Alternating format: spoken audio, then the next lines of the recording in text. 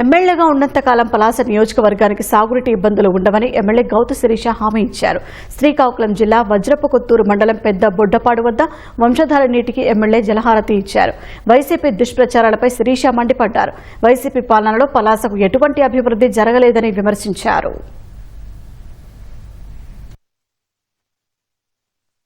పలాస నియోజకవర్గానికి వంశధార నీరుని అందరి సహకారంతో తీసుకురావడం చాలా సంతోషిస్తున్నాం.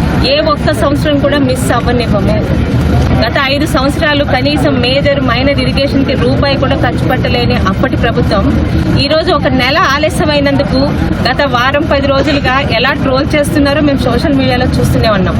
మీ వల్ల చేత కానిది చేత కాలేనిది ఈరోజు మేము చేస్తుంటే చూసుకొని భరించలేక అసూయతో చేస్తున్న విమర్శలని. ఒక నెల ఆలస్యమైనందుకు క్షమించండి. ఈ రోజే కాదు, శిరీష ఎమ్మెల్యేగా ఉన్నంత కాలం ఇక్కడ ఉన్న పెద్దలు, రైతు సోదరుల సహకారంతో, అధికారుల సహకారంతో ప్రతి సంవత్సరం మాట ఇచ్చినట్టే ప్రతి చేనికి నీరు అందించే బాధ్యత నేను పూర్తిగా